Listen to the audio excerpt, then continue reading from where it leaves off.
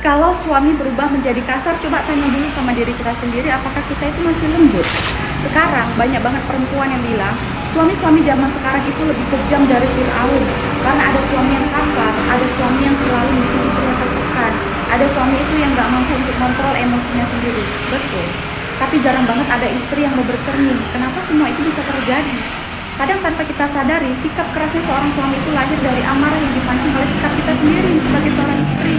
Dari ucapan yang merendahkan, dari kurangnya rasa hormat, dari seringnya membangkang, dan dari keluhan yang gak pernah ada ujungnya.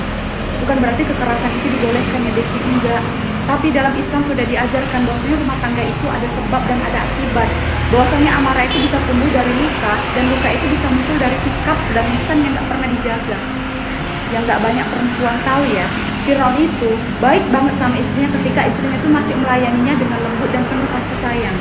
Firaun itu marah kepada istrinya bukan karena istrinya nggak hormat, tapi karena dia kecewa ketika mengetahui istrinya telah beriman kepada Allah secara diam-diam. Itu artinya apa? Artinya bahkan laki-laki sekejam Firaun pun bisa lembut ketika mendapatkan kelembutan dan kehormatan dari istrinya. Dan laki-laki yang paling keras sekalipun bisa luluh ketika istrinya itu tahu cara menjaga ucapan, cara menjaga sikap, dan cara menjaga hatinya. Rumah tangga itu ya Desti, selalu punya dua sisi. Kalau suaminya itu punya tanggung jawab untuk memimpin dengan adil, maka istri juga punya tanggung jawab untuk mengeluarkan dan menghormati suaminya.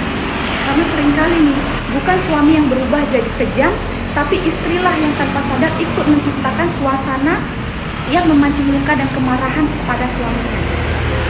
Di dalam Islam sudah diingatkan, rumah tangga itu nggak hancur secara tiba-tiba Besti.